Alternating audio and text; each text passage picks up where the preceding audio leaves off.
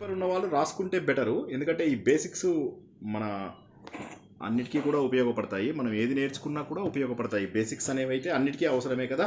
మనం ఒకటి ఇది ఒకటి అది అని కాకుండా ప్రతిదానికి బేసిక్స్ అవసరమే. ఏది తత్వచింతన చేయాలన్నా బేసిక్స్ అవసరమే. ఓకేనా? వీలైతే రాసుకోండి, లేకపోతే వింటూ రాసుకోవచ్చు. తర్వాత ఎలాగో రికార్డింగ్ పెడతాం కాబట్టి తర్వాత చూసుకుంటూ కూడా రాసుకోవచ్చు. ఓకే, ప్రారంభించుకుందాం. 8 అయింది కదా.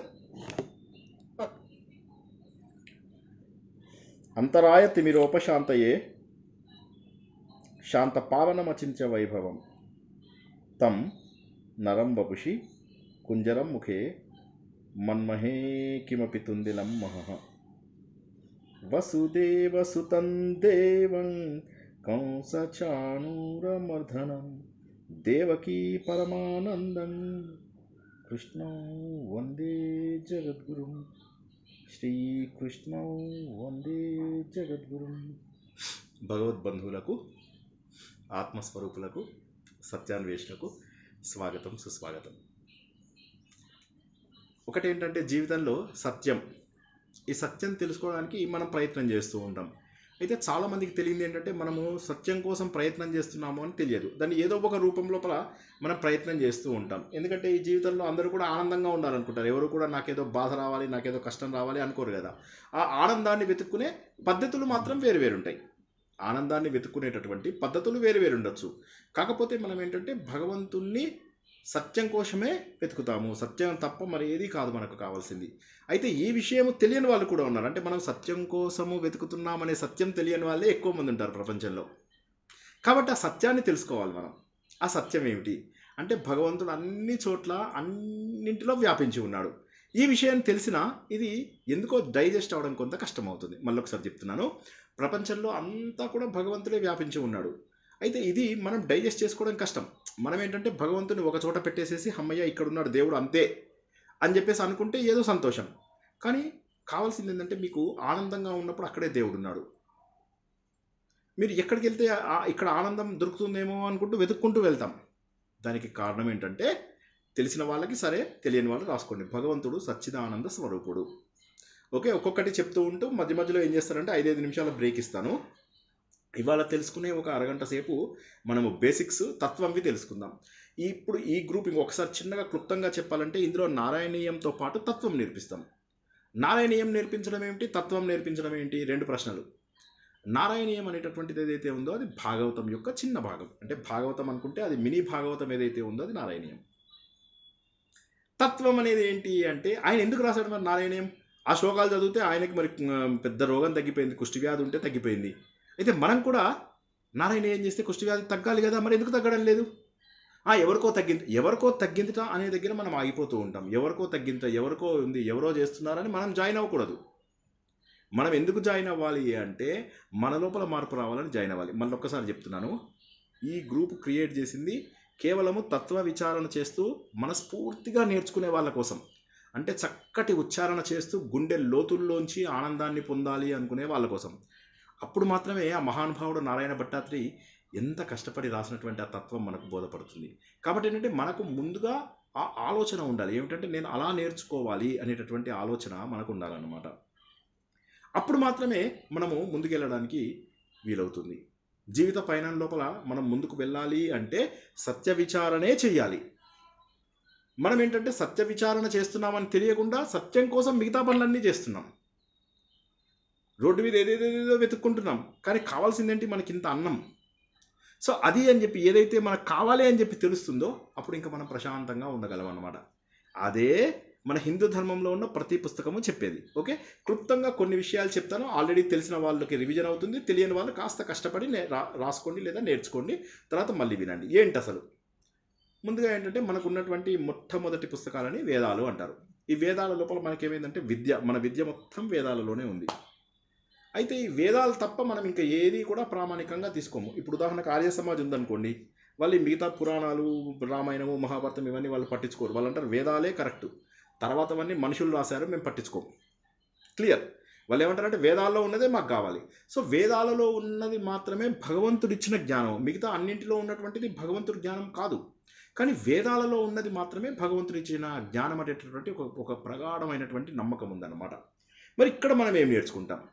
ఏంటంటే వేదాలలో ఉన్నటువంటి విషయాలని వేదవ్యాసుడు ఏం చేశాడంటే వేదాలు అర్థం చేసుకోవడం కష్టం కాబట్టి వాటినైనా పురాణాల రూపంలో కథల రూపంలో మనకంతా అందించారు. ఎన్నో కల్పాలలో జరిగినటువంటి భగవంతుడి వేరువేరు కథలని ఒక దగ్గర చేర్చి కూర్చి మనకు చక్కగా ఇచ్చారు. అందుకోసమే పురాణాలలో ఒక పురాణంలో శివుడు, ఒక పురాణంలో విష్ణువు, ఇంకో పురాణంలో స్కందుడు, ఇంకో పురాణంలో సూర్యుడు, ఇంకో పురాణంలో దేవి, ఇలా వాళ్ళు ప్రథమ దేవతలై ఉంటారు. ప్రథమ దేవతని ఇంగ్లీష్ లోపల మనం ఫస్ట్ గాడ్ అని అనుకుందాం కొద్దిసేపు. ఓకేనా? ఈ ఫస్ట్ గాడ్ని మనం ఏమంటామంటే పరబ్రహ్మ అంటాం. పరబ్రహ్మ అంటే 4 ముఖాలు వేసుకుని తెల్లగడ్డంతో ఉంటారు, ఆయన కాదు. పరబ్రహ్మ అంటే మొట్టమొదటి దేవుడు. ఇది తెలియని వాళ్ళు రాసుకోండి, తెలిసిన వాళ్ళు సంతోషంగా స్వీకరించండి. ఇవాళన్నీ బేసిక్సే చెప్తాం. అయితే ఈ పరబ్రహ్మ ఎవరైతే ఉన్నారో ఆయన మొట్టమొదటి దేవుడు కాబట్టి ఆయన ఏ రూపంలో వస్తాడు? ఏ రూపంలో అయినా రావచ్చు. ఒకసారి శివుడి రూపంలో వస్తాడు, ఒకసారి విష్ణువు రూపంలో వస్తాడు, ఒకసారి అమ్మవారి రూపంలో వస్తాడు, ఒకసారి సూర్యుడి రూపంలో వస్తాడు, ఒకసారి గణపతి రూపంలో వస్తాడు. సూర్యుడి రూపంలో వస్తే వాళ్ళు సౌరులు అని చెప్పేసి వాళ్ళదొక మతం. విష్ణువు రూపంలో వస్తే వైష్ణవులు అని. శివుడి రూపంలో వచ్చిన వాళ్ళందరూ శైవులుగా మారిపోయారు. అలాగే కుమారస్వామి రూపంలో వచ్చినప్పుడు వాళ్ళు కౌమారులుగాను స్కాందులు అని ఏదో ఒక రూపంలో వాళ్ళని పిలుచుకుంటాం. అలాగే దేవి శక్తి నుంచి వచ్చిన వాళ్ళందరూ కూడా శాక్తేయులు అని చెప్పేసి ఈ విధంగా మనకు 6 మతాలు తయారైపోయాయి. వైష్ణవం, శైవం, సౌరం, గాణాపత్యం, శాక్తేయం, స్కాందం, 6. ఇప్పటివరకు అర్థం కాని వాళ్ళు క్విక్గా ఏదైనా ప్రశ్న అడగండి, తర్వాత నెక్స్ట్ స్టెప్కి వెళ్తాను. మొహమాట పడకుండా అడగాలి, ఎందుకంటే ఇందులో కొంతమంది తెలియని వాళ్ళు ఉంటారు కాబట్టి వాళ్ళ కోసమనే మనము ఎక్స్ట్రీమ్లీ బేసిక్స్ నుంచి స్టార్ట్ చేసుకుంటున్నాం. వెరీ గుడ్, అర్థమైందని ఆశిస్తున్నాను. ఇప్పుడు ఏమైంది? వేదాలు కష్టం కాబట్టి వేదాలలో ఉన్నటువంటి విషయాలను మనకు పురాణాలలో పెట్టేసి ఇచ్చారు. పురాణాలలో ఇవ్వడం వల్ల ఏమైంది? కాస్త కథలుగా ఉంటాయి కాబట్టి నేర్చుకోవడం సులభమవుతుంది. దేవుడి యొక్క తత్వం గుర్తించాల్సినటువంటి సులభమవుతుంది. ఎందుకు? దేవుడు ఎవరు అంటే నేను అన్నాను అనుకోండి, దేవుడు నిరాకారుడు, సర్వవ్యాపి, తర్వాత ఆయననే సృష్టి స్థితి లయకారుడు అన్నానంటే అయిపోయింది. సార్ ఆపండి సార్, మీరు చెప్పింది అర్థం కాలేదు. అందుకోసం అని చెప్పి కథలలో ఏం చేస్తారంటే దేవుడు మొత్తం సృష్టిని విష్ణుమూర్తి బ్రహ్మరూపం లోపల విష్ణుమూర్తి రూపంలో మనందరినీ పోషిస్తాడని, శివుడి రూపంలో అదే దేవుడు తన లోపల ఐక్యం చేసుకుంటాడని, సృష్టి స్థితి లయకారుడు, ఈ విధంగా కథలుగా చెప్పేసరికి బ్రహ్మ విష్ణు మహేశ్వరులు అనేసరికి అర్థమైంది సార్, మీరు చెప్పింది అర్థమైంది. నేను చెప్పడం కాదు, మన పురాణాలన్నింటిలో కూడా ఇదే ఉంది. సో కాబట్టి ఏమవుతుందంటే ముందుగా ఒక రూపం ఎత్తుతాడు దేవుడు, ఏదో ఒక రూపం. ఇప్పుడు మనం ఏం నేర్చుకుంటున్నాం? నారాయణీయం. నారాయణీయం అనేటటువంటిది భాగవతంపై ఆధారపడింది. అందరూ కూడా తెలియని వాళ్ళు రాసుకోండి, తెలిసిన వాళ్ళు సంతోషంగా యాక్సెప్ట్ చేయండి. నారాయణీయం అనేటటువంటిది భాగవత పురాణం పైన ఆధారపడింది. ఈ పురాణాలన్నీ కూడా రాసింది ఎవరంటే వేదవ్యాసుడే. ఆయన చాలా సులభంగా వేదాలలో ఉన్నటువంటి జ్ఞానాన్ని మనకు అందించడానికి ప్రయత్నం చేసి అదంతా కూడా మనకు చాలా సులభంగా అందించారనమాట. సో ఫస్ట్ స్టెప్ అందరికీ క్లియర్ అయిపోయింది. ముందు వేదాలు, తర్వాత పురాణాలు. వేదాల లోపల దేవుడి గురించి తెలుసుకోవడం కష్టము, పురాణాలలో కథల రూపంలో చాలా సులభంగా తెలుసుకుంటాం. ఇంతవరకు అందరికీ అర్థమైందని ఆశిస్తున్నాను. తర్వాత ఆయన ఏం చేశాడు? ఇంకా కాస్త సులభమైన పద్ధతి ఏదైనా చేద్దాము అని చెప్పేసి మహాభారతం అని చెప్పి వేదానికి సమానమైన అతిపెద్ద గ్రంథాన్ని ఆయన మనకు అందించారు. ఇదే ధర్మశాస్త్రం అంటాం, దీన్నే నీతి శాస్త్రం అంటాము, దీన్నే పురాణము అనొచ్చు, దీన్నే వేదము అనొచ్చు, మీ ఇష్టం. ఏ పేరుతో పిలిచినా ఆ లక్షణాలన్నీ కూడా మహాభారతంలో ఉన్నాయి. సంపూర్ణ వ్యాస మహాభారతం. ఎవరు పడితే వాళ్ళు రాసిన మహాభారతం కాదు. రేపు నేను కూడా రాస్తాను, మీరు విలువ ఇవ్వకూడదు. మీరు వ్యాసుడు చెప్పారు అంటే ఎస్ కరెక్ట్, అలాగా. సో ఇప్పుడు మనకేమైందంటే భగవంతుడే వేదవ్యాసుడు రూపంలో వచ్చి మనకు ఆ పురాణాలన్నీ కూడా అందించారు అనమాట. అందుకే ఏమంటారు? వ్యాసో నారాయణో హరి అంటారు. సో ఇప్పుడు మనకు మళ్ళీ ఒక్కసారి రివిజన్ చేసుకుంటే ముందుగా వేదాలు వచ్చాయి, తర్వాత పురాణాలు వచ్చాయి, తర్వాత పంచమ వేదమైనటువంటి మహాభారతం వచ్చింది. ఈ మహాభారతంతో సమానమైనటువంటిది రామాయణం. ఈ రామాయణం చాలా తరాల ముందు వచ్చిందనమాట. త్రేతాయుగము, అది కూడా 22 ఆ కల్పంలో వచ్చింది. కాబట్టి కొన్ని కోట్ల సంవత్సరాల కిందది రామాయణం. అయితే రామాయణం రాముడు పుట్టకముందే ఉంది. అది బ్రహ్మలోకంలో అందరూ వాడేవాళ్ళు, తర్వాత దాన్ని స్వర్గలోకంలో వాడేవాళ్ళు. వాళ్ళకి 200 కోట్ల శ్లోకాలు ఉండేవి. స్వర్గలోకంకి వచ్చేసరికి 100 కోట్లకు వచ్చాయి, 1 కోటికి వచ్చింది. భూలోకంకి వచ్చేసరికి 24,000 శ్లోకాలతోటి దాన్ని మనకు అందించారు. రామాయణ మహాభారతము ఈ 2 చదివితే మనకు వేదాలు చదివినట్టే లెక్క. రామాయణం చదివినా లేదా మహాభారతం చదివినా కూడా వేదం చదివినట్టే లెక్క. ఇప్పుడు మళ్ళీ ఒకసారి చెప్తున్నాను. ఈ పైన ఉన్నవి వేదాలు, ఈ మధ్యలో ఉన్నవి పురాణాలు, ఇక్కడ 3వ స్థానంలో ఉన్నటువంటివి పంచమ వేదమైనటువంటి మహాభారతము అండ్ ఆది కావ్యమైనటువంటి రామాయణం. ఓకే, ఒక్కసారి అర్థం కాని వాళ్ళు క్విక్గా అడగండి, ముందుకెళ్దాం. ఏ చిన్న ప్రశ్న ఉన్నా కూడా సిగ్గుపడద్దు, వేరే వాళ్ళు ఏమనుకుంటారో అట్లా ఇట్లా అనకుండా అడగండి. ఎందుకంటే మళ్ళీ మనం ఈ బేసిక్స్ క్లాసెస్ అన్ని అప్పుడు ఒకసారి ఇప్పుడు ఒకసారి తీసుకుంటాం, రెగ్యులర్గా తీసుకోం కాబట్టి. భగవంతుడే వ్యాస రూపంలో వచ్చి రాశారు అన్నారు, అది ఏమిటండి? ఇవన్నీ రాసింది భగవంతుడే, ఇవన్నీ రాసింది భగవంతుడే కదా. పురాణాలు రాసింది, తర్వాత ఇవన్నీ కూడా ఏది మన మహాభారతాన్ని కూడా రాసింది వేదవ్యాసుడే. ఆ భగవంతుడే వివిధ అవతారాలు ఎత్తుతాడు. భగవంతుడు ఏం చేస్తాడంటే తన యొక్క మొత్తం రూపాన్ని ఒక చిన్న అంశతోటి, అంటే ఇప్పుడు నేనున్నాను, నా లోపల 100 క్యారెక్టరిస్టిక్స్ ఉన్నాయి. నేను మంచివాడిని, నేను చెడ్డవాడిని, నేను ప్రేమికుడిని, నేను అది, ఇట్లా 10 కరుణామయుణ్ణి, ఇన్ని రకాల క్వాలిటీస్ ఉన్నాయి.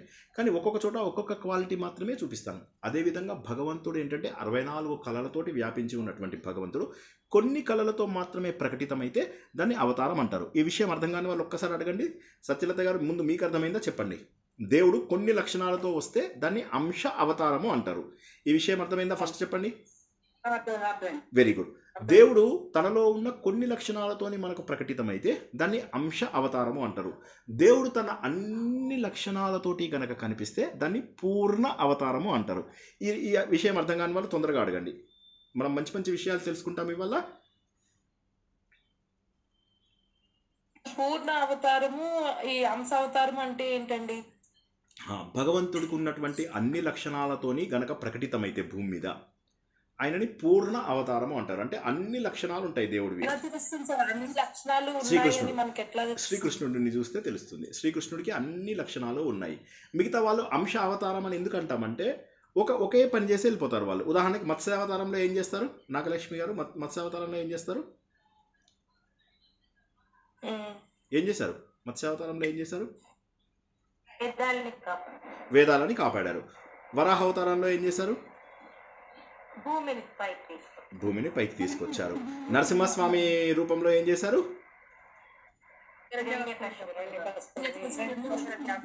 ఇంతే కదా. ఒక్కొక్క అవతారానికి ఒక్కొక్క చిన్న చిన్న కథ ఉంది, అంతేనా? కానీ అందరూ మ్యూట్లో పెట్టుకోండి. కానీ శ్రీకృష్ణుడు మాత్రము రాక్షస అందరూ మ్యూట్లో పెట్టుకోండి ప్లీజ్. ప్రసన్న చతుర్వేది గారు మ్యూట్లో పెట్టుకోండి, అందరూ మ్యూట్లో పెట్టుకోండి. సో ఏమైందంటే అన్ని అంశాలతోటి భూమి మీద పుట్టింది ఒక్క శ్రీకృష్ణుడు మాత్రమే, పరిపూర్ణ అవతారం. అదేవిధంగా రాముడు అవతారం కూడా ముందు పరిపూర్ణ అవతారం కాదు, కానీ పరశురాముడిలోంచి కొన్ని లక్షణాలు తీసుకుంటాడు. తీసుకున్నాక ఆయన కూడా పరిపూర్ణ అవతారం అవుతాడు. పరశురాముడిలోంచి కొన్ని అంశాలు తీసుకునే వరకు రాముడు ఇంకా అంశావతారమే. పరశురాముడిలో 2 క్వాలిటీస్ మిగిలిపోయినవి, అవి రాముడికి ఇచ్చేసి వెళ్ళిపోతాడు ఆయన. అప్పుడు రాముడు పూర్ణావతారం అవుతాడు. ఈ విధంగా భగవంతుడు తనంతటనే మొత్తం భూమి మీద దిగిపోతే దాన్ని పూర్ణ అవతారము అంటారు. భగవంతుడు ఒక చిన్న క్యారెక్టరిస్టిక్తో దిగారు. ఉదాహరణకి నాకు ఎవరన్నా కొట్టాలి రా అన్నాడు అనుకోండి, నేను కర్ర తీసుకుని వెళ్ళాను. అప్పుడు నా రౌడీ అవతారం బయటకు వచ్చింది.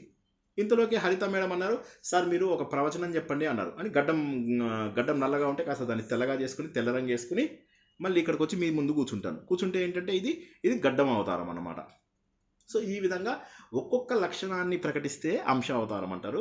అన్ని లక్షణాలతోని కనిపిస్తే దాన్ని పూర్ణ అవతారం అంటారు. ఇప్పుడు ఇది ఎందుకు చెప్పారు సార్ మీరు? ఎవరైనా చెప్పగలరా ఈ మాట ఎందుకు చెప్పాను నేను? అంశ అవతారాలు పూర్ణ అవతారాలు ఎందుకు వచ్చాయి ఇక్కడ? పరిపూర్ణ అవతారం అంటే 16 కళలతోనూ వాళ్ళు ఉద్భవిస్తారండి. అవును, ఈ మాట ఎందుకు చెప్పాను? ఎవరు గెస్ట్ చేయలేకపోతున్నారా? మనం ఇవాళ నేర్చుకుంటున్నది ఏంటి? ఎవరో కరెక్ట్ జవాబు చెప్పారు. ఇవాళ నేర్చుకున్నది నారాయణీయం కాబట్టి అని అన్నారు. అది కరెక్ట్ ఆన్సర్. నారాయణీయం కాబట్టి దాంట్లో డిఫరెంట్ క్యారెక్టర్స్, రాముడి గురించి, కృష్ణుడి గురించి ఇవన్నీ కూడా ఉంటాయి. అదొక కారణము. అది కాకుండా ఇప్పుడు మీరు ఈ అవతారాలన్నీ కూడా మీరు నారాయణీయంలో తెలుసుకుంటారు. నంబర్ 1. అండ్ నారాయణీయంలో ముఖ్యమైనటువంటి దేవుణ్ణి శ్రీకృష్ణుడు అంటారు. ఓకేనా?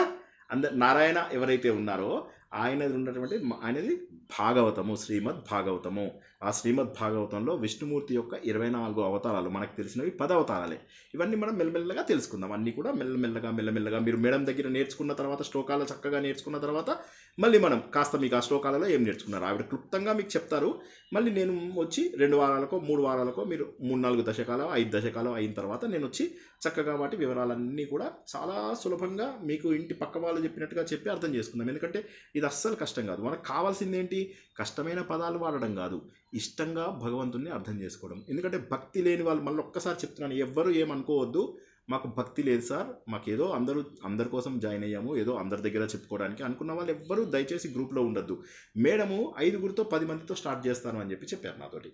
హరిత మేడం అన్నారు, నాకు హంగులు ఆర్భాటాలు ఇష్టం లేవు సార్, నాకు ప్రశాంతంగా మనస్ఫూర్తిగా చేసుకోవాలని ఉంది, జీవితంలో భగవంతుడు ఇచ్చినటువంటి ఈ గిఫ్ట్ని నేను అందరికీ వాడుకోవాలని ఉంది అని చెప్పారు ఆవిడ. కాబట్టి ఏంటంటే ప్రశాంతంగా నేర్చుకుని ప్రశాంతంగా ఉందామనుకున్న వాళ్ళు మాత్రం ఇది చక్కగా నేర్చుకోండి. ఓకేనా? మనం మంచిగా తత్వం కూడా చిన్న విషయం కూడా వదలకుండా నేర్చుకుందాం. ఇప్పుడు మనము వద్దాం. ముందుగా మనకు అందరికీ అర్థమైంది, ముందు వేదాలు అనుకున్నాం, తర్వాత పురాణాలు అనుకున్నాం, తర్వాత రామాయణ మహాభారతాలు అని అనుకున్నాం. ఈ మూడిట్లలో ఏవి చేసినా కూడా మీరు వేదం చదువుకున్నట్టే లెక్క. అయితే కథలు తెలుసుకుని పక్కకి వెళ్ళిపోతే లాభం ఏమిటి? ఇప్పుడు ఉదాహరణకి ఒక పిల్లవాడు ఉన్నాడు, అతనికి రోడ్డు మీద పర్సు దొరికితే అతను దాన్ని తీసుకెళ్లి పోలీస్ స్టేషన్లో అప్పచెప్పాడు. అప్పుడు ఆ పోలీస్ అతన్ని శభాష్ రాము అని చెప్పేసి అన్నాడు, అతని భుజాన్ని తట్టాడు అని చెప్పారు. దీని నుంచి మనం ఏం నేర్చుకోవాలి? ఈ కథ కాదు ఇక్కడ తెలుసుకోవాల్సింది. కథ కాకుండా మనం ఏమని అర్థం చేసుకోవాలి? ఇది ఇంకొకళ్ళ వస్తువులు తీసుకోకూడదు, జీవితంలో ధర్మబద్ధంగా ఉండాలని అర్థం. కాబట్టి ఏమవుతుందంటే మనం ఇలాగ కథని విన్నప్పుడు దాని వెనకాల ఏం అర్థం ఉంది అనేది తెలుసుకుంటాం. ఇలాగ మనము ప్రతి అవతారం గురించి తెలుసుకున్నప్పుడల్లా ఏమిటి అందులోపల గొప్పతనం ఏమిటి అన్నటువంటి విషయాన్ని చాలా అద్భుతంగా తెలుసుకుంటాం అన్నమాట. చాలా గొప్పదైనటువంటిది ఈ జ్ఞానము, చాలా గొప్పదైనటువంటిది. కాబట్టి దీన్ని ఇలా సులభంగా తెలుసుకుందాం. ఇప్పుడు ముందుగా ఏం తెలుసుకుందాం, అసలు నారాయణీయం ఎందుకు వచ్చిందో తెలుసుకుని తర్వాత చిన్న బేసిక్స్ కూడా నేర్చుకుందాం. ఇప్పుడు మీకు ఏం చెప్పాను? పురాణాలు అని చెప్పాను మధ్యలో. దయచేసి ఎవ్వరూ కూడా ఎట్టి పరిస్థితుల్లో కూడా నేను మీకు ప్రశ్నలు ఉన్నాయా అని అనే వరకు కూడా అన్మ్యూట్ చేసుకోవద్దు. ఓకేనా? ప్రశ్నలు నేను ఆపుతూ ఉంటాను, ఆపినప్పుడు మీరు ప్రశ్నలు అడగండి, విచ్చలవిడిగా అడగండి, కానీ అప్పటి వరకు దయచేసి మ్యూట్లో ఉంచండి. ఇప్పుడు నారాయణీయం ఎందుకు వచ్చింది అనేది మనం తెలుసుకుందాం. ముందు మీకు ఏమన్నాను? వేదాలు, పురాణాలు, కావ్యాలు అన్నాను. ఈ పురాణాలలో అన్నిటికంటే గొప్పగా భావించేది శ్రీమద్ భాగవతము. శ్రీమద్ భాగవతము ఎవరు రాశారు? వేదవ్యాసుడు రాశాడు. ఎందుకు రాశాడు? ఆయన అప్పటికే 18 పురాణాలు రాశారు, అందులో ఒక భాగవతం ఉంది, దేవి భాగవతము. ఆయనకి ఎందుకో మనస్సు ఆనందంగా లేదు, ఏదో నేను చేశాను, ఏదో నాకు ఆనందంగా లేదు అని ఆయన పాపం బాధపడుతున్నారు. బాధపడుతూ ఏం చేశారు? ఆయన సరస్వతి ఒడ్డు దగ్గర కూర్చొని బాధపడుతుంటే మన నారదుడు, ఎప్పుడు కూడా నారదుడు ముందు ఏ గొప్ప పని చేయాలన్నా నారదుడు రావాలి. అటు చూస్తే రామాయణంలో ఆయన వాల్మీకి బాధపడుతూ కూర్చుంటే అప్పుడు నారదుడు వచ్చి, నీకు చెప్తా, నాకు 100 శ్లోకాలు ఇస్తాను రామాయణము, ఆ 100 శ్లోకాలలో రాముడి యొక్క పరిపూర్ణ తత్వం నీకు తెలుస్తుంది అని చెప్తే ఆ రాముడి మాటలన్నీ విన్న తర్వాత ఆయన కళ్ళ ముందంతా రాముడి కథలే కదులుతూ అద్భుతంగా రామాయణం రాశాడు. మళ్ళొక్కసారి అందరికీ చెప్తున్నాను ఏంటంటే, భక్తి లేనిదే ఈ కావ్యాలు మీరు జీవితాంతం చేయండి, మీకు ఏం ఫలితం ఉండదు. సార్ మాకు భక్తి లేదు సార్, హంగు ఆర్భటం వద్దు, అసలు వద్దు, గ్రూపులలో ఉండద్దు, ఏ గ్రూప్లో ఉండద్దు, మీ ఇష్టం. కానీ ఇక్కడ ఏంటంటే భక్తిగా చేస్తాము, మనస్ఫూర్తిగా చేస్తామన్న వాళ్ళకి భగవంతుడు కనిపించి తీరుతాడు. దానికి ఉదాహరణే నారాయణీయం రాసినటువంటి నారాయణ భట్టాత్రి. ఎలాగా? ఆయన ఏం చేశారు? ఇప్పుడు వేదవ్యాసుడు బాధపడుతూ 18 పురాణాలు రాసినా నాకు ఎందుకు ఆనందంగా లేదు అంటే నారదుడు చెప్తాడు, నువ్వు ప్రేమతత్వాన్ని రాయలేదు. ప్రేమ అంటే భక్తి. దేవుడిని మనము చాలా ఇష్టపడితే అది భక్తి. అప్పుడు దేవుడు మన పైన ప్రేమ చూపిస్తాడు, ఆ ప్రేమని కరుణ అంటారు. మనం దేవుడి పైన చూస్తే భక్తి, దేవుడు మన పైన చూపితే కరుణ. కాబట్టి నువ్వు ఆ భక్తి మార్గాన్ని రాయకపోవడం వల్ల ఈ ఇబ్బందులన్నీ వచ్చాయి. అప్పుడు ఆయన భక్తి అంతా కూడా గుండెల నిండుగా శ్రీమద్ భాగవతం అనేటటువంటి కృష్ణుడి యొక్క బేస్ చేసుకుని రాశారు. మొత్తం కథలు అందరు దేవతలవే ఉంటాయి, 10, 11, 12లో మాత్రం శ్రీకృష్ణ భగవానుడి కథలు ఉంటాయి. సో అందుకని చెప్పి అందరూ దీన్ని కృష్ణ భాగవతం అనే అంటారు. శ్రీమద్ భాగవతం అంటే కృష్ణ భాగవతమే అంటారు. కాబట్టి కృష్ణ భాగవతం అనేది పరమ పవిత్రమైనటువంటిది. మరి నారాయణ భట్టాత్రికి ఏం సంబంధము? నారాయణ భట్టాత్రి ఏంటంటే ఒక మహానుభావుడు. ఆయన ఏం చేశారంటే కేరళ లోపల ఆయన వాళ్ళ మామగారు, ఆయన తర్వాత ఆయన గురువు ఒక్కరే అన్నమాట. సో ఆయన ఏం చేశారు, వాళ్ళ మామగారికి ఒకసారి కుష్ఠరోగం ఉంటే తన మీదకి రావాలని చెప్పి భగవంతుడిని ప్రార్థన చేశారు. చేయగానే మామగారి బాధ చూస్తూ భరించలేక, మనం చూస్తుంటాం కదా హాస్పిటల్లో, ఆ రోగి కంటే మనం ఎక్కువ ఫీల్ అవుతూ ఉంటాం. సో ఆయన ఏం చేస్తారంటే అది చూసి బాధపడి, అయ్యయ్యో మా మామగారికి రోగం రావడం ఏమిటి అని చెప్పి ఆ రోగాన్ని తన మీద తీసుకుంటారు. అయితే ఆ రోజుల్లో ఆ ట్రాన్స్ఫరబుల్ ఫెసిలిటీ ఉండేది. అది కాక ఈయన ఏంటంటే పుట్టుకతోటి గొప్ప ఋగ్వేది. ఎన్ని పుస్తకాలు రాశారో అప్పటికైనా రాశారు. అందులోపల చాలా పుస్తకాలు లోకల్గా ప్రదర్శనలకు కూడా వెళ్ళిపోతూ ఉండేవి. ఈ రోజు కూడా ఉన్నాయి. ఆ రోజుల్లో కూడా ఆయన రాసినటువంటివి చక్కగా ప్రదర్శిస్తూ ఉండేవాళ్ళు. ఉదాహరణకి కాలేయ మర్దనం లాంటివి, అవి చక్కగా అద్భుతంగా అది ఎంతో ఆచరణకు గురయ్యాయి. ఈయన మలయాళీ అయినప్పటికీ కూడా ఆయన ఏం చేశారంటే, లేదు నేను సంస్కృతంలో రాయాలి అని అనుకున్నారు. ఎందుకంటే ఆయనకి ఏమనిపించిందంటే, ఆ రోగం వచ్చేదాకా ఆయన పర్వాలేదు అనుకున్నారు. వచ్చిన తర్వాత ఆయనకు అర్థమైంది చూడడమే బెటరు, అనుభవించడం చాలా కష్టంగా ఉందని ఆయన గుర్తుపట్టేశారు. అమ్మో! ఇన్నాళ్ళు నేను పేషెంట్‌ని కాదు, జస్ట్ సైలెంట్ అబ్జర్వర్‌ని. ఇప్పుడు నాకు అర్థమైతుంది నేను అనవసరంగా ఇది పెట్టుకున్నానని. అప్పుడేం చేశాడు మరి? ఇప్పుడు దేవుడిని నేను ప్రార్థించాలి. ప్రార్థించి ఇది నా దగ్గర నుంచి పోగొట్టుకోవాలి. అప్పుడు ఆయన ఏం చేశారంటే గురువాయూరు లోపల, ఇందులో చాలామంది గురువాయూరు వెళ్ళుంటారు. గురువాయూరు ఆలయం లోపలే ఆయన అక్కడ ఆయన నారాయణ భట్టాద్రి కూర్చున్న ప్లేస్ కూడా గర్భగుడిలో ఉంటుందన్నమాట. అక్కడ ఆయన కూర్చుంటారు. కూర్చుని అలాగ భగవంతుడిని ప్రార్థిస్తూ, భగవంతుడా నా ఆరోగ్యాన్ని బాగు చేయి. నేను శ్రీమద్ భాగవతం ఏదైతే ఉందో దానిని నేను 100 దశకాలలో రాస్తాను. 18,000 శ్లోకాలు చదవలేని వాళ్ళు శ్రీమద్ భాగవతం 18,000 కల్తీ లేనటువంటి గొప్ప గ్రంథం. మిగతా వాటిల్లో కొన్ని కల్తీలు ఉన్నాయి. ఉదాహరణకి స్కంద పురాణంలో 8,000 శ్లోకాలతో స్టార్ట్ అయితే ఇప్పుడు అందులో 81,000 ఉన్నాయి.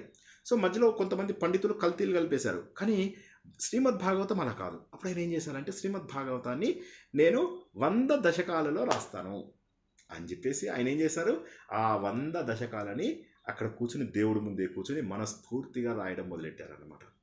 మనస్ఫూర్తిగా రాయడం మొదలెడుతూ ప్రతి దశకము అయిన తర్వాత, దేవుడా ఇంత గొప్పవాడివి కదా నువ్వు, నా ఆరోగ్యం చేయలేవా? ఫస్ట్ అంటాడు, ఇంత పెద్ద సృష్టి చేసావు, నా ఆరోగ్యం బాగు చేయలేవా అంటాడు. తర్వాత నువ్వు ఇంత ప్రాణాయామం అవి ఇవి చేయించడం ద్వారా 2వ స్కందం లోపల నువ్వు మా లోపల ఆరోగ్యాన్ని బాగు చేయగలవు కదా, ప్రాణాయామం ద్వారా మెడిటేషన్ ద్వారా బాగు చేయగలవు కదా, మరి అలాంటి వాడివి నువ్వు నా ఆరోగ్యాన్ని ఎందుకు బాగు చేయవు? ఇలాగ ప్రతి అధ్యాయం అయిన తర్వాత ఆయన భగవంతుని డిమాండ్ చేస్తాడు. భక్తిలో ఉన్నవాడికే డిమాండ్ చేసే అర్హత ఉంది. ఎవరికి పడితే వాడికి దేవుణ్ణి డిమాండ్ చేసే అర్హత లేదు. మళ్ళీ ఒకసారి చెప్తున్నాను వినండి. భక్తి ఉన్నవాడు మాత్రమే దేవుడిని డిమాండ్ చేయగలడు. భక్తి లేనటువంటి వాళ్ళు మన మీద హడావిడిగా ఫటఫట విశ్వం విష్ణు వషట్కార భూత భవ్య రాడు దేవుడు. ఆ భక్తితో ఆయన ఏం చేశారంటే ప్రార్థిస్తూ ఆయన మొత్తం రాసేస్తున్నారు. ఈ 18,000 శ్లోకాలని 100 దశకాలలో రాయాలి. అంటే సుమారుగా 1035 శ్లోకాలలో రాయాలంటే ఆయన అంతలో మొత్తం భావం రావాలి, మొత్తం తత్వం రావాలి. అవన్నీ తెప్పిస్తూ అద్భుతంగా రాశారు ఆయన. రాస్తూ ఉంటే ఆయన లోపలే ఆయనకు తెలియకుండా మార్పు వచ్చేస్తుంది. ముందేంటి, నా ఆరోగ్యం బాగు చేయి ముర్రో అన్నవాడు తర్వాత భగవంతుడా నాకు మోక్షాన్నివ్వు, భగవంతుడా నాకు మోక్షాన్నివ్వు, ఆనందాన్నివ్వు, మోక్షాన్నివ్వు, ఆనందాన్నివ్వు, మోక్షాన్నివ్వు, ఆనందాన్ని అయిపోయింది. సచ్చిదానంద రూపంలోకి వెళ్ళిపోతున్నాడు ఆయన. అప్పుడు భగవంతుడు ఆయన లోపల పరిణతిని గుర్తిస్తాడు. మనకు కూడా కావాల్సింది అదే. ముందుగా మనం స్కూల్కి వెళ్ళే పిల్లలకి ఏం చేస్తాం, నువ్వు స్కూల్కి వెళ్తే ఒక చాక్లెట్ తిను, ఒక బిస్కెట్ తిను, వీళ్ళింటికి వెళ్తే ఇది చేయి, వాళ్ళింటికి వెళ్ళి అది, ముందుగా ఏదో ఆశ చూపిస్తాం. తర్వాత వాళ్ళు 7th క్లాస్ 10th క్లాస్ వచ్చిన తర్వాత మనం పెద్దగా పట్టించుకొని చదువుకుంటున్నామా అంటే వాళ్ళ బాధ్యత వాళ్ళు చూసుకుంటారు. ఇంటర్ డిగ్రీ వచ్చిన తర్వాత మనం వాళ్ళ వెంట పడతామా, ఉద్యోగంలో వాళ్ళ వెంట పడతామా, పడము. వాళ్ళు ఆటోమేటిక్గా చూసుకుంటారు. అదేవిధంగా మొదట్లో మాత్రమే మనకు దేవుడా కోరికలు తీర్చు అని కోరుకోవాలి. జీవితాంతం దేవుడా నా కోరికలు తీర్చు అంటే అది తప్పు. ఈయన ఏమైపోయింది, అది చేస్తూ నా ఆరోగ్యం బాగుపడు అనేది పోయింది ఆయనకి. నాకు మోక్షాన్ని చివరికి వెళ్ళిపోయిన తర్వాత మోక్షాన్ని ఇవ్వంటాడు. చివరికి అల్టిమేట్ దగ్గరికి వచ్చేసరికి భగవంతుడు ప్రత్యక్షం అయిపోతాడు. అగ్రే పశ్చామి, ఎదురుగా ఉన్నాడు నాకు దేవుడు, నాకు ఎదురుగా కనిపిస్తున్నాడు మహానుభావుడైనటువంటి దేవుడు. అన్నీ నేను ఏవేవైతే భావనలతో ఊహించుకున్నానో ఆ మహాత్ముడు నా కళ్ళ ఎదురుగా ఉన్నాడు అని చెప్పేసి భగవంతుడిని డిమాండ్ చేసి ఆయన భగవంతుడు తనకు కనిపించేలాగా చేసుకున్నటువంటిది. అందుకోసమే నారాయణీయము మన సౌత్ ఇండియాలో ఎక్కువగా పాపులర్ అయింది. అయితే దురదృష్టం ఏమైందంటే ఇది పారాయణ రూపం లోపల హడావిడి హంగులు ఆర్భాటాలు వచ్చేసరికి ఫలితాలు తగ్గిపోయాయి, జనాల లోపల ఫలితాలు తగ్గిపోయాయి. కాబట్టి ఏంటి, భక్తి అనేటటువంటి భావనతో మాత్రమే ఇవన్నీ చేయాలి. మరి ఆయన గురువాయూరే ఎందుకు ఎన్నుకున్నాడు? ఎందుకంటే మళ్ళీ జాగ్రత్తగా వినండి, మన శరీరానికి కావాల్సినటువంటిది మానసిక ఆరోగ్యము. ఒక్క నిమిషం ముందు నారాయణ భట్టాద్రి కథ వరకు ఏమైనా డౌట్స్ ఉంటే అడగండి. ఇప్పుడు గురువాయూరు గురించి తెలుసుకుందాం. ఒక్కసారి ఆపుతాను 1 సెకండ్, ఎవరికైనా డౌట్స్ ఉంటే అడగండి.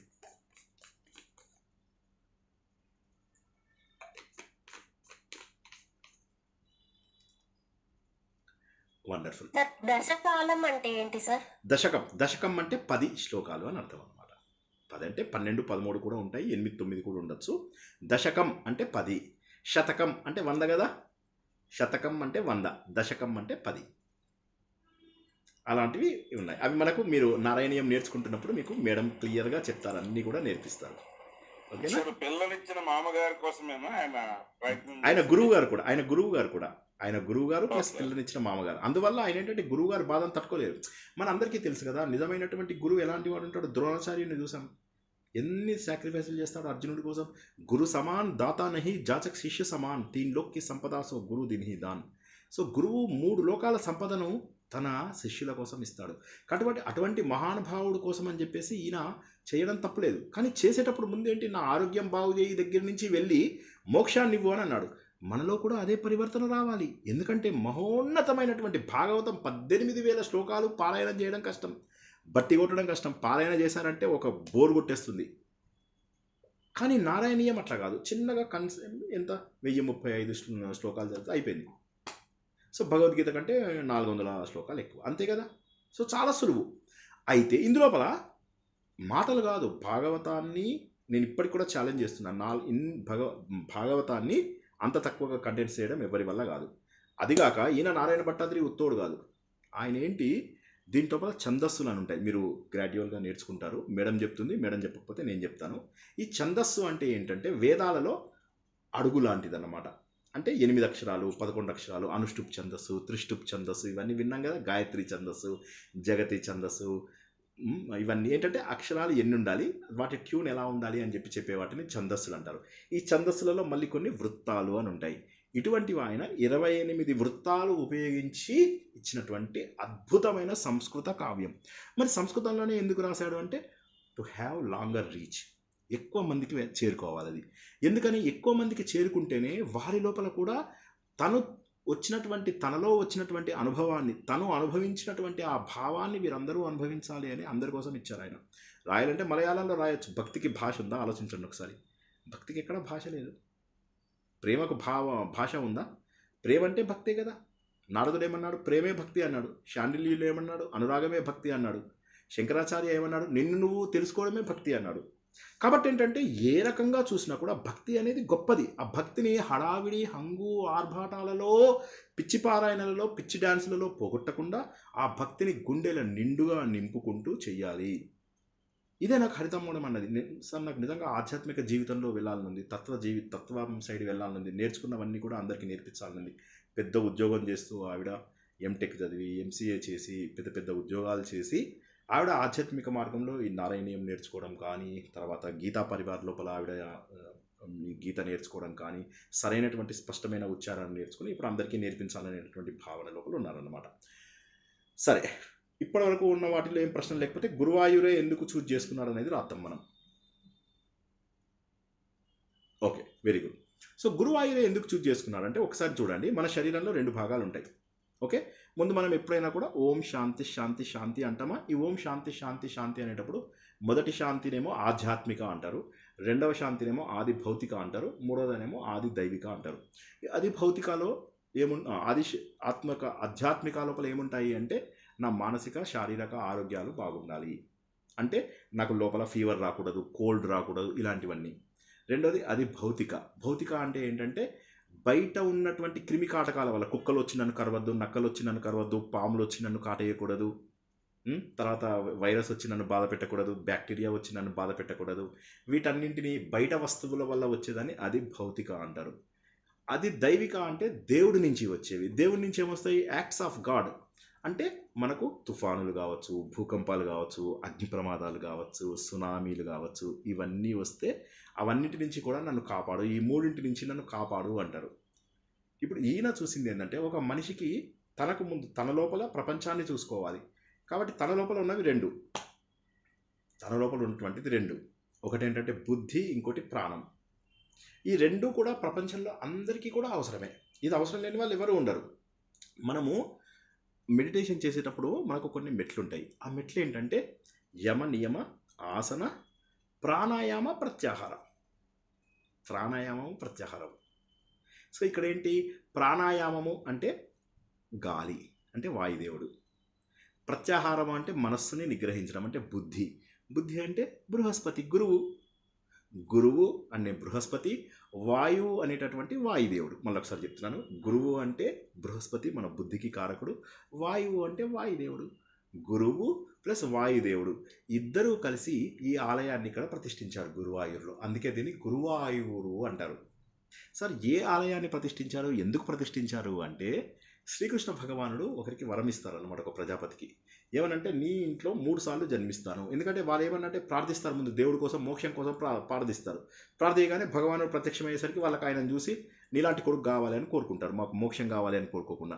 అప్పుడు ఆయన అంటాడు, మీలాంటి వాళ్ళకు నేను పుట్టడమే ఎదురు చూస్తున్నాను, నేను మీకు 3 జన్మలు పుడతాను అని చెప్పి ముందు సుతపుడు పృష్టి అని చెప్పి వైఫ్ అండ్ హస్బెండ్ ఉంటే వాళ్ళకు ముందు పుడతారు, పృష్టి గర్భుడు అని చెప్పేసి అంటారు.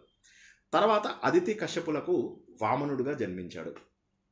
మూడోది దేవకి వసుదేవులకు శ్రీకృష్ణ భగవానుడిగా జన్మించాడు. వాళ్ళకిచ్చిన మాట నెరవేర్చడానికి 3 జన్మలు ఆయన గర్భంలో జన్మించాడు వాళ్ళకి. ఇంతకంటే ముందు ఏమవుతుందంటే ఈ సుతపుడు పృష్టి గర్భుడు అని మొట్టమొదటి జన్మ ఎప్పుడైతే ఉందో అప్పుడు బ్రహ్మదేవుడు ఏం చేస్తారంటే కృష్ణుడి యొక్క విగ్రహాన్ని తీసుకొచ్చి ఆయనకి ఇస్తాడు, సుతపుడికి, మొదటి వ్యక్తికి. ఆయన ఏం చేస్తాడు, 2వ జన్మ అయినటువంటి అదితి కశ్యపులు ఉన్నారు కదా, వాళ్ళకి ఇస్తారు ఆ విగ్రహాన్ని. అదితి కశ్యపులు ఏం చేస్తారంటే ఆ విగ్రహాన్ని తీసుకొచ్చి దేవకి వసుదేవులకు అందిస్తారు.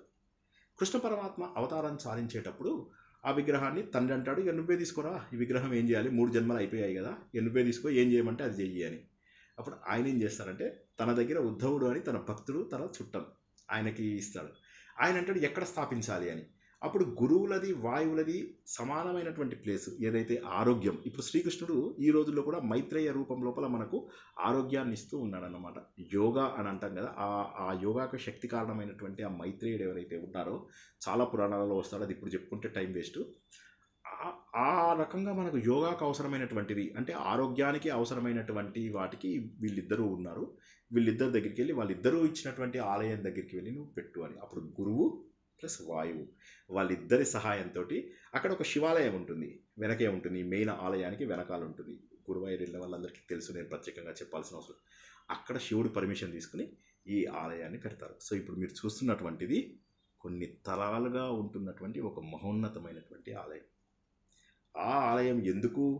గురువు అంటే నా బుద్ధిబలం, వాయువు అంటే నా ప్రాణం.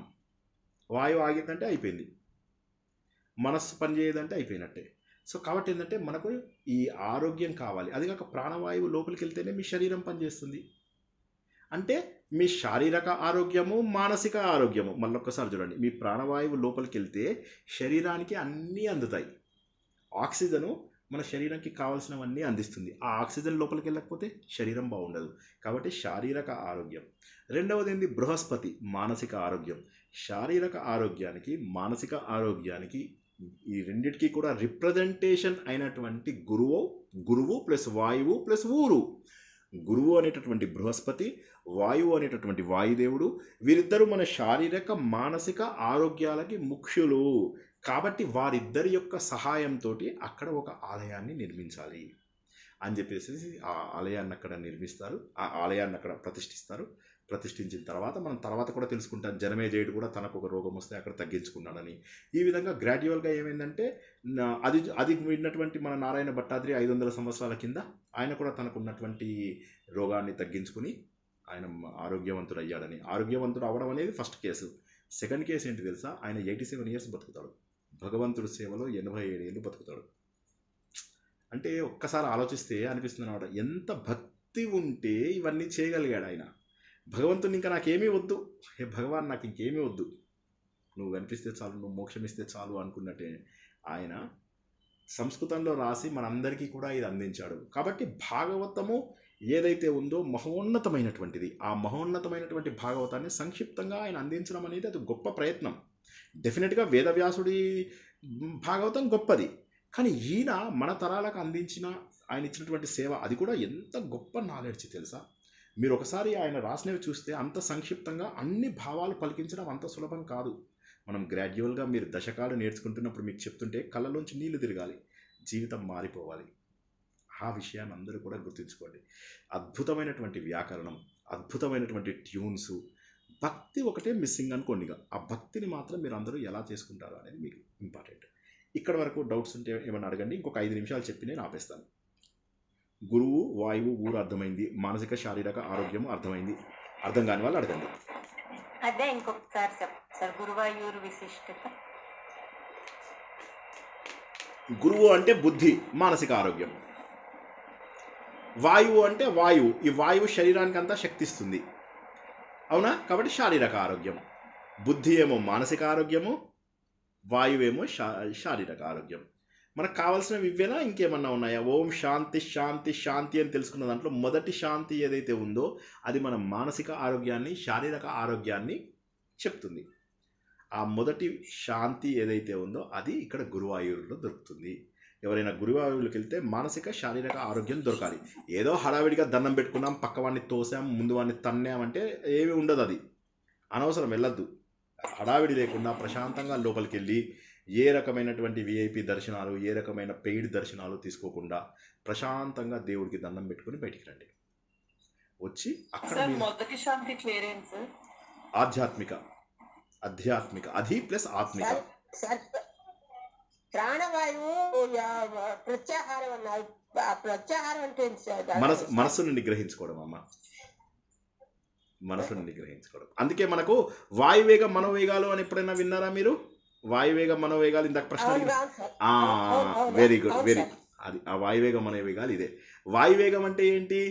ప్రాణవాయువు. మనోవేగం అంటే ఏంటి? ప్రత్యాహారానికి సంబంధించింది. సో మనకేంటి? యమ, నియమ, ఆసన, ప్రాణాయామ, ప్రత్యాహార. దీని తర్వాత ఇంకా మీకు ధ్యానం స్టెప్స్ వస్తాయి. ఇవి ప్రిపరేటరీ స్టెప్స్. ఈ ప్రిపరేటరీ స్టెప్స్లో మోస్ట్ ఇంపార్టెంట్ 2 స్టెప్స్. అదేంటి? ప్రాణాయామము, ప్రత్యాహారము. ప్రాణాయామం అంటేనేమో వాయువు, ప్రత్యాహారం అంటేనేమో బుద్ధి. ఓకేనమ్మా, అర్థమైందా?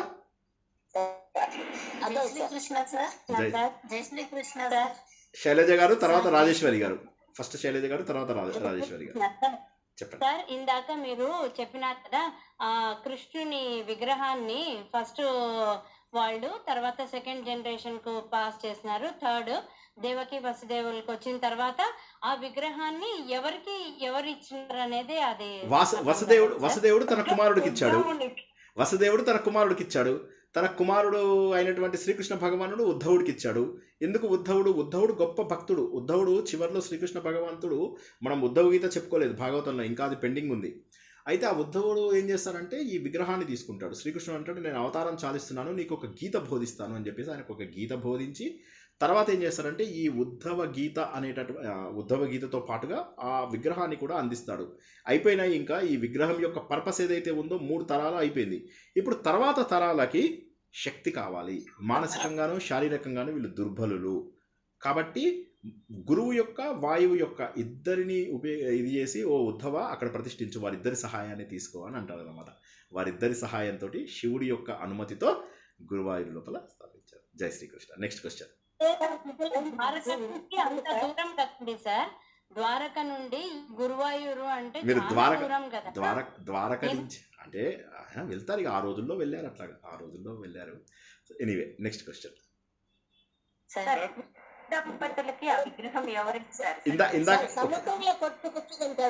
అది వేరు. ఇంకా ఇప్పుడు అక్కడ సంబంధం లేనివి అడగకండి. ఆయన శరీరం, ఆయన శరీరం వేరు. మీరు ఇప్పుడు అంటున్నది ఆయన విగ్రహం గురించి మాట్లాడుతున్నాం మనం. ఆయన శరీరము ఇక్కడికి వచ్చింది. ఎక్కడికి? తూర్పు సముద్రంకి వచ్చింది, అంటే పూరికి వచ్చింది. మనం మాట్లాడుతున్నది ఏది?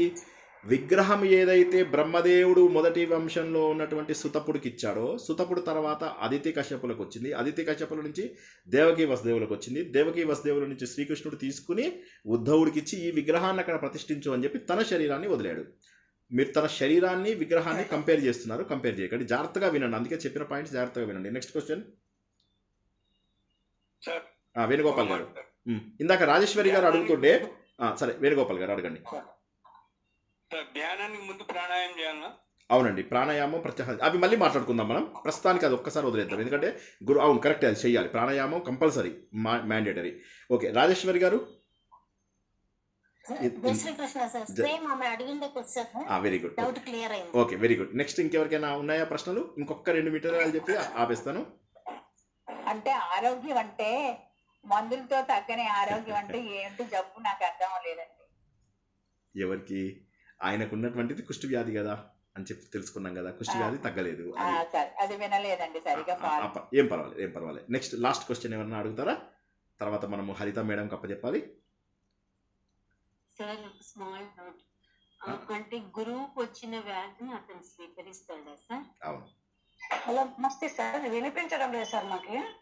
ఆవిడకొక్కరికే వినిపించట్లేదా? మిగతా వాళ్ళకు కూడా వినిపించడం లేదా? వినిపిస్తుందా? అదే అమ్మా, మీరు స్పీకర్ పెంచుకోండి, సౌండ్ పెంచుకోండి. Next question. సార్ కానీ సార్, రావటం లేదు సార్. కుష్టు వ్యాధి క్యాన్సరా సార్? కుష్టి వ్యాధి అయితే కొన్ని చోట్ల క్యాన్సర్ అని చెప్పడం సంభవమే, కానీ మనకేంటంటే తిరుమల తిరుపతి దేవస్థానం వాళ్ళ పుస్తకమే మనం ఇప్పుడు ఉన్నటువంటి వాటిల్లో మనము ప్రామాణికంగా తీసుకుంటాము. దాని ప్రకారం అది కుష్టి వ్యాధి. ఎందుకంటే జనమేజయుడికి కూడా కుష్టి వ్యాధి అని చెప్పుకున్నాం కదా, ఆ జనమేజయుడు కూడా. Okay, next question quick.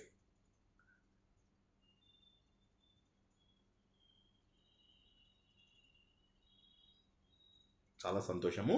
So ఇప్పుడు మనం ఏం నేర్చుకుంటాం మరి? ఇప్పటిదాకా అయింది మరి కథలకు తత్వానికి తేడా ఏంటో తెలుసుకున్నాం. కథ అంటే ఏంటంటే ఇందాక చెప్పినట్టుగా పోలీసాడు స్టూడెంట్ చెప్పుకున్నాం. తత్వం అంటే ఏంటి? అందులోపల ఉన్నటువంటి విషయం ఏంటి అది గ్రహించాలి. స్టోరీని గ్రహించండి, కానీ స్టోరీ వెనక కథ ఏంటి అని చెప్పి తెలుసుకోవడానికి తత్వం అంటాం. ఈ తత్వం ఎందుకు అవసరం? ఎందుకోసం అంటే భగవంతుడు ఏమన్నాడంటే నేను అందరిలో ఉన్నాను అన్నాడు. అది మనకు అన్ని పురాణాలలో ఉంటుంది. అన్నిటికంటే గొప్పగా మనము భాగవతంలో నేర్చుకుంటాం. అది మనం నేర్చుకుంటాం. ఏమిటి తత్వం అంటే? ఈ సృష్టి ఎలా ఏర్పడింది, ఈ సృష్టి ఎలా ఏర్పడింది అనే దానికి ఆయన ఏం చేస్తారంటే ముందుగా నేను ప్రపంచమంతా కూడా ఏమీ లేదు, ఆ ప్రపంచం ఏమీ లేనప్పుడు నేను ఒక చైతన్య రూపం లోపల ఈ ప్రపంచాన్ని మొత్తాన్ని సృష్టించాను అని ఆయన ఏం చేశాడు? 9 ఆవరణలలో అంటే 9 పద్ధతులలో తనను తాను ఒక మహోన్నతుడుగా తయారు చేసుకుని తనలోంచి ఈ ప్రపంచాన్ని అంతా సృష్టించాడు. సృష్టించాలంటే ముందేం కావాలి? మెటీరియల్ కావాలి. మెటీరియల్ అంటే ఈ శరీరం, పంచభూతాలు. ఈ పంచభూతాలు కావడానికంటే ముందేంటి? మనస్సు, బుద్ధి, చిత్తము, అహంకారము, తర్వాత వీటికి కావలసినటువంటి ఇవన్నీ అయిన తర్వాత తన లోపల ప్రాణం. ఇవి ఇవ్వాలంటే భగవంతుడు ఏం చేశాడంటే ముందుగా పంచ జ్ఞానేంద్రియాలు. జ్ఞానేంద్రియాలు అంటే ముక్కు, కళ్ళు, చెవులు, నోరు, స్పర్శ. ఇవి ఏవైతే శబ్ద, స్పర్శ, రూపరస, గంధాలు ఏవైతే మన 5 అవయవాలు స్వీకరిస్తాయో దాన్ని పంచ జ్ఞానేంద్రియాలు అంటారు. కొద్దిగా గుర్తుంచుకోండి, కాస్త మీకు అవసరం అవుతుంది. 2 ముక్కలు చెప్పి ఆపుతాను, కొద్దిగా శ్రద్ధగా వినండి. ఎటున్న మైండ్ కుక్కర్ ఆపేసేయండి. కుక్కర్ ఉంటే కుక్కర్ ఆపేసేయండి. ఫస్ట్ మైండ్ పెట్టండి. పంచ జ్ఞానేంద్రియాలు అవి. పంచ కర్మేంద్రియాలు కర్మ కోసం ఉపయోగించేవి, పని చేయడం కోసం. చేతులు, కాళ్ళు, నోరు మాట్లాడుతుంది. నోరుకు డబల్ ఫంక్షన్ ఉంది. నోరు మాట్లాడుతుంది, నోరు టేస్ట్ కూడా చేస్తుంది. సో అదేవిధంగా కాళ్ళు, చేతులు, నోరు 2 విసర్జన అవయవాలు. ఈ 5 కర్మ ఇంద్రియాలు అంటారు. ముక్కు, చెవులు, కళ్ళు ఏవైతే పర్సీవ్ చేస్తాయో, విషయాన్ని గ్రహిస్తాయో వాటిని జ్ఞాన ఇంద్రియాలు అంటారు. 2 విషయాలు అర్థమయ్యాయని ఆశిస్తున్నాను. మూడవది ఏంటంటే పంచ ప్రాణాలు. మనకు 5 రకాల ప్రాణాలు, 5 రకాల ఉప ప్రాణాలు ఉంటాయి. ఆ 5 ప్రాణాలు మనం ఎన్నోసార్లు చెప్పుకున్నాం, మళ్ళీ ఒక్కసారి క్లుప్తంగా చెప్తాం. ప్రాణ, అపాన, వ్యాన, ఉదాన, సమానం. ప్రాణవాయువు అంటే లోపలికి వెళ్ళేది. ఉదానం అంటే గొంతును మనం మాట్లాడేలాగా చేసేది. అపానం అంటే చెడు మన శరీరంలోంచి తీసేసేదాన్ని అపాన వాయువు అంటారు. తర్వాత వ్యానము అంటేనేమో శరీరం అంతా కూడా వ్యాపించి ఏ వాయువు తక్కువైతే ఆ వాయువును సప్లై చేస్తుంది. ఉదానము అనేది ప్రాణ, అపాన, వ్యాన, ఉదాన, సమానం. సమానం అంటే ఈ బొడ్డు దగ్గర మనకు ఆహారం జీర్ణమయ్యేలాగా చేసేదాన్ని సమానము అంటాము. ఈ విధంగా ఈ 5 ప్రాణాలు. సో మనకేమొచ్చాయి? పంచ ప్రాణాలు, పంచ జ్ఞానేంద్రియాలు, పంచ కర్మేంద్రియాలు. తర్వాత వచ్చింది పంచభూతాలు. పంచభూతాలు అంటే ఏంటి? మన శరీరము 5టితో తయారైంది. భూమి, నీరు, వాయువు, అగ్ని, ఇంకోటి ఏంటి? మా భూమి, తేజస్, వాయువు. ఏం మిస్ అయ్యాయని చెప్పండి? భూమి, నీరు, వాయువు, అగ్ని, ఆకాశం. ఈ 5తోటి తయారైంది మన శరీరం. ఈ 5తోటి తయారైంది. సో ఎన్నయ్యాయి? ఇప్పుడు 20 అయిపోయాయి. ఈ 20 తోటి మన శరీరం బండగా తయారైంది. ఓకేనా? ఇవి లేదే మన శరీరం లేదు. ఇంకా ఇచ్చిన తర్వాత నెక్స్ట్ ఏంటంటే మనకు ఇవన్నీ 20 అయిపోయాయి. అయిపోయిన తర్వాత ఆలోచించాలి కదా. ఈ ఆలోచించేదాన్ని మనస్సు అంటారు. ఈ మనస్సు 4 భాగాలు. దీన్ని అంతఃకరణము అంటారు. అంటే లోపల నుంచి పనిచేసేది అని. ఈ బేసిక్స్ అవసరము. మీరు తర్వాత చదువుతుంటే మీకు ఇబ్బంది అవుతుంది. ఈ ప్రవచనాన్ని 2 సార్లు, 3 సార్లు, 10 సార్లు వినండి. అంతఃకరణము. చేతులు, కాళ్ళు ఇవన్నీ బాహ్య కరణాలు. కానీ మనస్సు, బుద్ధి, చిత్తము, అహంకారము అనేటటువంటివి లోపల పనిచేసేవి. మనస్సు అంటే కోరికలు కోరుకునేదాన్ని మనస్సు అంటారు. బుద్ధి అంటే ఈ పని చెయ్యు, ఈ పని చెయ్యకు అని చెప్పేదాన్ని బుద్ధి అంటారు. చిత్తము అంటే అన్ని విషయాలను ఇక్కడ భద్రపరుచుకునేదాన్ని చిత్తం అంటారు. ఉదాహరణకి నా ఫేస్ గుర్తుపట్టాలి. గుర్తుపట్టకపోతే రేపు అడుగుతారు మీరు ఎవరు అని. ఆ గుర్తుపట్టేది ఎవరు? చిత్తము. అంటే మనస్సుకే 4 భాగాలు ఉన్నాయి. మనస్సు అది చేసే ఫంక్షన్ ద్వారా దాన్ని గుర్తిస్తాం. ఇది చిత్తము. అహంకారము అంటే పొగరు కాదు. అహంకారం అంటే నేను అనే భావన. నేను అంటే శ్రీనివాస్ మాట్లాడుతున్నాడు, నా భార్య వంట చేస్తోంది, నా కొడుకు చదువుకుంటున్నాడు. ఇవన్నీ ఏవైతే ఉన్నాయో దాన్ని అహంకారము అంటారు. ఈ 4టిని అంతఃకరణాలు అంటారు. అవి 20, ఇవి 4, 24. ఇప్పుడు మొత్తం శరీరం వచ్చేసింది. ఆలోచించడానికి మనసు, బుద్ధి, చిత్తం, అహంకారం వచ్చేసాయి. మనం అయిపోయిందా? అయిపోలా. ఇందులోకి భగవంతుడు వాసుదేవ రూపం లోపల వచ్చేసాడు. అప్పుడు 25 తత్వాలు. అది రాగానే ఒక్కసారి మనం లేచి కూర్చున్నాం, ఎస్ వాట్ యు వాంట్ అని చెప్పేసి. అది వచ్చే వరకు కూడా మనము ఆ చైతన్యాన్ని 25 అంటారు. ఇవి ఎక్స్ట్రీమ్లీ బేసిక్స్. వీటిని చాలా డీటెయిల్డ్గా తెలుసుకుంటాం, కానీ ఈ బేసిక్స్ అవసరమని వాటికి ఇక్కడ చెప్పాను. ఇవి ఎవరికైనా డౌట్స్ ఉంటే తొందరగా అడగండి, ఒక 2 నిమిషాలు. చిత్తము అన్నారు కదా, అంటే చిత్తం అంటే ఏదైనా గుర్తుపట్టడం అని హార్డ్ డిస్క్ అంటే మెమొరీ అంటాం దాన్ని, అవునా? మెమొరీ. మీకు ఇప్పుడు సిమ్ కార్డ్ లోపల ర్యామ్ ఉంటాయి కదా, అదే అనమాట చిత్తం అంటే. అందులో అన్ని విషయాలు ఉంటాయి. మీరు లేచిన తర్వాత మీకు అన్ని సంఘటనలు ఎలా జ్ఞాపకం ఉన్నాయి, ఆ జ్ఞాపకం ఉండడాన్ని చిత్తం అంటారు. చిత్తం లోపల ఎన్ని విషయాలంటే అన్ని విషయాలను మీరు భద్రపరుచుకుంటారు. అదొక మెమొరీ యూనిట్ అన్నమాట. జై శ్రీకృష్ణ. Next question. రికార్డింగ్ అని కూడా చెప్పొచ్చా సార్? రికార్డ్ అవుతాయి, రికార్డ్ అయ్యి అది ఉండాలి అక్కడ, పర్మనెంట్ ఉంటుంది. వాటిని మనము మెల్లమెల్లగా డిలీట్ చేసుకోవచ్చు, కావాలనుకుంటే డిలీట్ చేయొచ్చు. అది మనకు మెమొరీలు ఉంటాయి కదా, మన ల్యాప్టాప్లో ఉంది, మొబైల్లో ఉంది, అన్నిటికీ ఉంటుంది మెమొరీ. అలాగే మనకు ఉంటుంది, దాన్ని చిత్తం అంట. Next question.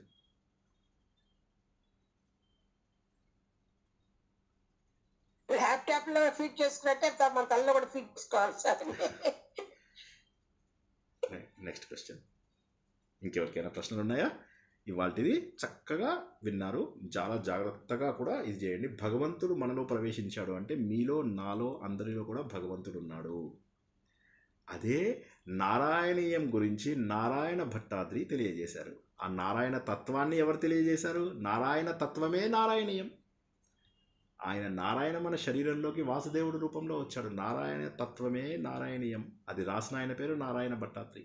సో కవి పేరు, తత్వము, ఆ బుక్ పేరు అన్నీ కూడా నారాయణ. జై శ్రీమన్నారాయణ. చాలా సంతోషంగా ఉంది మీతో మాట్లాడినందుకు. ఒక్కసారి నేను ఆపి హరిత మేడంకి ఇస్తాను. ఆత్మసుఖము వీడిని ఆట కొరకు పాత్ర పోషణ చేసేది సూత్రధారి, విశ్రమించదని పాదం ఆశ్రయించి పరమ కరుణాంతరంగా శ్రీ పాండురంగ. హరిత, నేను ఇంతకుముందు చెప్పినట్టుగా ఆవిడ చాలా శ్రద్ధగా ఈ నారాయణీయాన్ని నేర్పిద్దాము sir, quality is very important sir అని చెప్పేసి ఆవిడ ఈ సమయంలో ఆధ్యాత్మిక చింతన అవసరము. దానికి కావలసినటువంటి ఉచ్చారణ ఆవిడ గీతా పరివార్లో చాలా బాగా సంస్కృత ఉచ్చారణ అవి నేర్చుకున్నారు. నారాయణీయం కూడా నేర్చుకున్నారు ఆవిడ. ఆ నారాయణీయాన్ని ఇప్పుడు మీ అందరికీ కూడా ఆవిడ నేర్పిస్తారు. ఇంక ఈ రోజు నుంచి మండే టు ఫ్రైడే క్లాసెస్ ఉంటాయి. ఇదే టైం 8 o'clockకే స్టార్ట్ అవుతాయి క్లాసెస్. మిగతా వివరాలన్నీ కూడా ఆవిడ అందిస్తారు. ఆవిడ highly educated person and highly matured person. అది కాక ఈ భక్తి భావం ఉండి, మెయిన్ భక్తి భావం ఖచ్చితంగా ఉండాలి. అంటే ఆవిడ స్టార్ట్ చేస్తాను ఈ క్లాసెస్ అనగానే నేను బెంగపడ్డాను, భక్తి భావం లేనప్పుడు ఎంత అవసరం ఇవన్నీ అని చెప్పి. అప్పుడు ఆవిడ లేదు సార్, నేను తప్పకుండా కూడా సిన్సియర్గా ఇవి నేను నేర్పిస్తాను, నాకు కూడా తత్వచింతన చాలా ఇష్టం అని చెప్పేసి అన్నారు. ముందు చాలా రోజులు మాట్లాడుకున్న తర్వాత ఈ తరగతులను అంటూ ప్రారంభించడం జరిగింది. ఆవిడ హరిత ఉన్నారా మీరు? ఆవిడ వేరే దేశాలలో కూడా పనిచేసి, వేరే దేశాలలో వాటిల్లో కూడా పనిచేసి వచ్చి ఇప్పుడు ప్రస్తుతానికి భారతదేశంలోనే ఉన్నారు. ఆవిడ అందరికీ కూడా నారాయణీయాన్ని పూర్తిగా 100 దశకాలను పవిత్రంగా నేర్పిస్తారు. సుమారుగా 8 నెలల నుంచి 1 year పట్టచ్చు, డిపెండింగ్ అపాన్ ఎలా నేర్చుకుంటారు ఏంటి అనేది. మిగతా వివరాలు ఆవిడ మీకు అందరికీ చెప్తారు. Haritha welcome and God bless you. And మీ అందరికీ కూడా సకల శుభాలు కలగాలి. అందరూ కూడా భక్తి భావంతో నేర్చుకోవాలి, భగవంతుడికి మనస్ఫూర్తిగా దగ్గరవ్వాలి. నేర్చుకున్న వాళ్ళు మళ్ళీ నేర్చుకోండి, వచ్చిన వాళ్ళు మళ్ళీ పాడుకోండి, కానీ అది మనస్ఫూర్తిగా చేయండి. ఏది చేసినా మనస్ఫూర్తిగా చేయాలి. అది చేస్తారని ఆశిస్తూ నేను ఇప్పుడు ప్రేక్షకుడని, ఓకేనా? అది కాక ఆవిడ ఎప్పుడు పిలిస్తే అప్పుడు వచ్చి మీ అందరితోటి కూడా మాట్లాడుతూ ఉంటాను. జై శ్రీకృష్ణ. థ్యాంక్ యూ సార్, చాలా బాగా చెప్పారు మాకు ఇంట్రడక్షన్ క్లాస్. జై శ్రీకృష్ణ అండి అందరికి. నా పేరు హరిత అండి. నేను గీతా పరివార్లో గీత నేర్చుకున్నానండి. శుద్ధ ఉచ్చారణ మొత్తం గీతా పరివార్లో నేర్చుకున్నాను. బేసిక్ సాంస్క్రిట్ గ్రామర్ రూల్స్ కూడా అక్కడే నేర్చుకున్నాను. యాక్చువల్గా నేను ప్రొఫెషనల్గా అయితే లెక్చరర్ని కంప్యూటర్ సైన్స్ డిపార్ట్మెంట్లో. బట్ 2022లో సౌదీ అరేబియా నుంచి రిజైన్ చేసి వచ్చేసాను, కొంచెం హెల్త్ ఇష్యూస్ అవి ఇవని చెప్పి. ఇంకా అప్పటి నుంచి నేను ఇట్లా ఆధ్యాత్మికంగా ఇవన్నీ నేర్చుకుందామని చెప్పి గీత, నారాయణీయం నేర్చుకున్నాను. ఇంకా గీతా క్లాసెస్ చెప్పేటప్పుడు వాళ్ళు సేవా క్లాసెస్ ఇస్తే చాలా మంచిదని చెప్తే నేను L1లో ఉన్నప్పుడే సేవా క్లాసెస్ ఇవ్వడం స్టార్ట్ చేశానండి అక్కడ గీతా పరివార్లో. అండ్ నారాయణీయం చెప్తూ మళ్ళీ నా తోటి బ్యాచ్ వాళ్ళకు కూడా Narayaniyam revision classes, practice classes అలా చెప్పేదాన్ని. సో మొత్తం మీద జాబ్ మానేశాను అన్న బాధ ఇప్పుడు లేదు. ఆధ్యాత్మికంగా మంచిగా నేర్చుకుంటున్నాను అన్న సంతోషంతో హ్యాపీగా ఉన్నాను. ఇది అండి నా స్మాల్ ఇంట్రడక్షన్. ఈ రోజు మీనింగ్ కూడా చెప్తారా మేడం? మ్యామ్ దీనికి మీనింగ్ కూడా చెప్తారా మ్యామ్ మీరు? మీనింగ్ అయితే మనం జస్ట్ అవుట్లైన్ శ్లోకంతో పాటు జస్ట్ స్మాల్ అవుట్లైన్ అయితే చెప్తాను, తాత్పర్యము. మరి సార్ అంతా విశ్లేషణ చేయడానికి అయితే నాకు అంత రాదండి. నేను ఎందుకు ప్రొఫెషనల్ గా నాది వేరే కదా. ఇప్పుడిప్పుడే నేను ఆధ్యాత్మికంగా తత్వం నేర్చుకుంటున్నాను సార్ దగ్గర, ఇంకా అలాగే వింటున్నాను. జస్ట్ అవుట్లైన్ అయితే తాత్పర్యం చెప్పుకుందాము. బట్ మోర్ డీటెయిల్డ్ ఎక్స్ప్లెనేషన్ కావాలంటే సారే చెప్పగలుగుతారు, శ్రీనివాస్ సార్. జస్ట్ అవుట్లైన్ చూసుకుందాం. మనం మొత్తం కాన్సన్ట్రేషన్ అంతా ఇది ఉచ్చారణ మీదనే చేస్తాము. ఓకేనా అండి? ఈ రోజు ఇంకా మీరు బుక్ కంపల్సరీ కావాలండి. హార్డ్ కాపీ బుక్ మీకు ఆన్లైన్ లో దొరకకపోతే ప్రింట్అవుట్ తీసుకొనైనా మీరు వాటికి, నేను ఆడియోస్ పెడుతున్నాను కదా, ఎక్కడ కరెక్షన్స్ ఉంటాయి, ఎక్కడ పాజ్ బ్రేక్ ఇవ్వాలి అనేది, కామాస్ పెట్టుకోవాలి, అవన్నీ పెన్తో కానీ పెన్సిల్తో కానీ పెట్టుకోవాలండి. నేను ప్రాక్టీస్ చేసుకోవడానికి ఆడియో ఎవ్రీ దశకంకి ఆడియో రికార్డ్ చేసి పెడతాను. దాంతో మీరు ప్రాక్టీస్ చేసుకోవచ్చు. ఎక్కడ కొనాలండి?